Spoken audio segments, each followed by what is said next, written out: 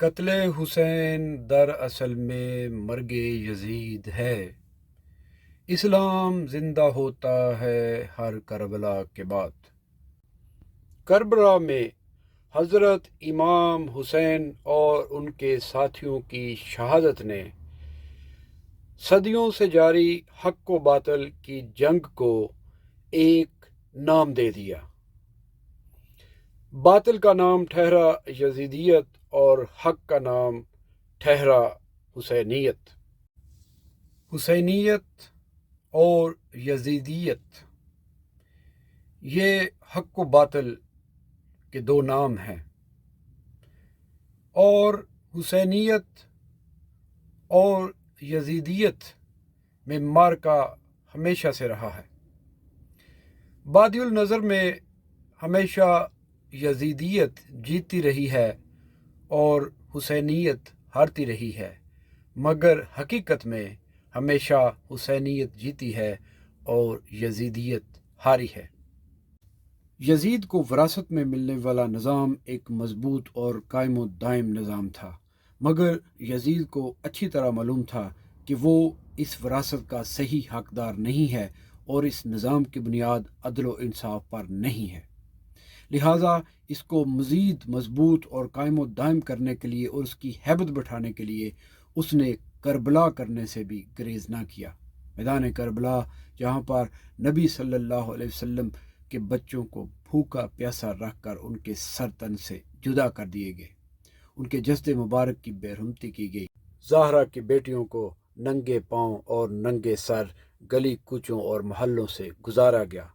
یزید کے دربار میں ان کی بے توقیری کی کوشش کی گئی اور اپنی فتح کے شادیانے بجائے گئے، مگر اس سب کے باوجود نہ تو یزید باقی رہا اور نہ ہی یزیدی نظام۔ حسینیت اور یزیدیت کی اس جنگ کو اگر تاریخی حقائق میں دیکھنے کی کوشش کی جائے تو ہم فرعون کے دور میں پہنچ جائیں گے، جہاں ایک طرف حضرت موسیٰ علیہ السلام تھے اور دوسری طرف فرعون تھا جس کا دعویٰ خدائی تھا اور لوگ اس کو خدا تسلیم بھی کرتے تھے، لیکن اس حق و باطل کے معرکے میں فتح حضرت موسیٰ علیہ السلام کی ہوئی اور فرعون کا نام و نشان مٹ گیا۔ فرعون اور حضرت موسیٰ علیہ السلام کے درمیان جاری اس حق و باطل کی کشمکش کو اگر اس دور کے زمینی حقائق کی نظر میں دیکھا جائے تو ایک طرف طاقت، غرور اور گھمنڈ اور خدائی کا دعویٰ تھا، اور دوسری طرف حضرت موسیٰ علیہ السلام اپنی مفلوق الحال اور غلام قوم کے ساتھ تھے اور جذبہ ایمانی اور حق کا راستہ اپنائے ہوئے تھے۔ اس حق و باطل کے معرکے کے آخر میں فتح حق کو حاصل ہوئی اور فرعون ہمیشہ ہمیشہ کے لیے اپنے غرور، گھمنڈ اور طاقت کے ساتھ غرق ہو گیا۔ اور بالکل یہی انجام یزیدی نظام کا ہوا، حالانکہ اس کے قائم کرنے والوں نے اس کو مضبوط اور دوام بخشنے کے لیے ہر طرح کے اخلاقی اور غیر اخلاقی ہتھ کنڈے استعمال کیے۔ لوگوں کو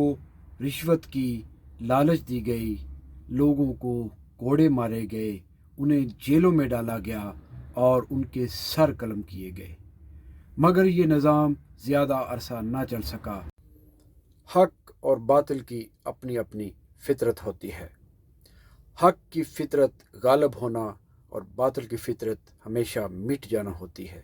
اسی وجہ سے تمام طاقت، دھونس، دھاندلی، ظلم و ستم کے باوجود یزیدیت مٹ گئی، یزید مٹ گیا، یزید کا نظام مٹ گیا اور وہ ہمیشہ ہمیشہ کے لیے عبرت کا نشان بن گیا۔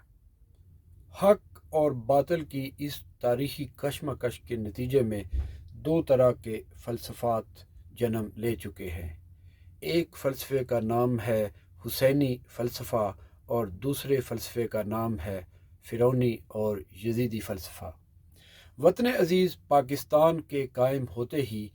انہی دونوں فلسفات کے حامی طاقتوں میں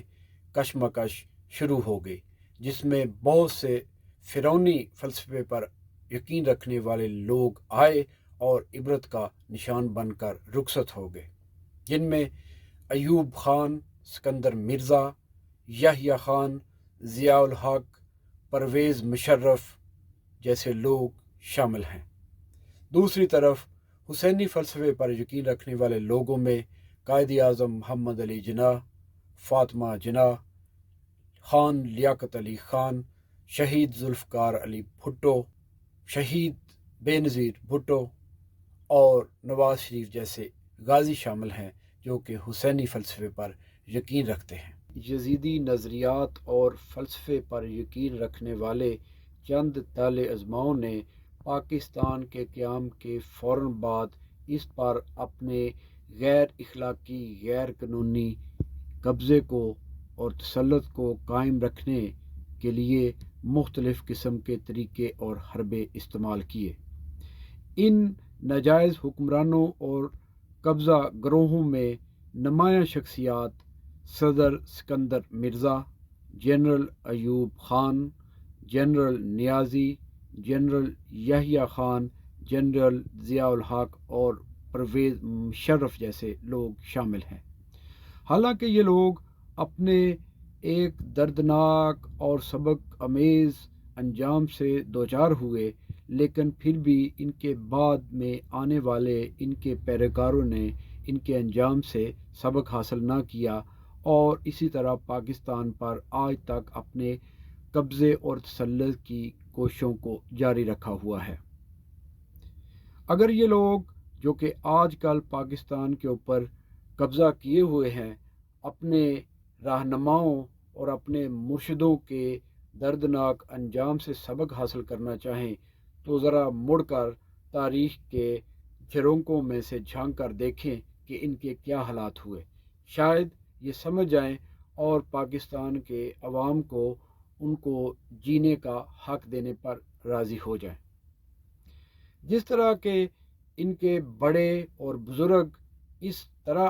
حکومتوں میں آئے تھے اور انہوں نے قبضہ کیا تھا کہ جیسے وہ ہمیشہ رہیں گے، اسی طرح ان کا بھی خیال ہے کہ یہ بھی ہمیشہ رہیں گے۔ نہ تو فرعون رہا، نہ یزید رہا، نہ صدر ایوب رہا اور نہ اس کے بعد میں آنے والے ناجائز طالع علماء رہے، اور نہ ہی آج کا قبضہ گروپ باقی رہے گا تو صرف اور صرف حق رہے گا، کیونکہ حق جو ہے اس نے ہمیشہ غالب آنا ہوتا ہے اور ناحق کو ہمیشہ کے لیے مٹ جانا ہوتا ہے۔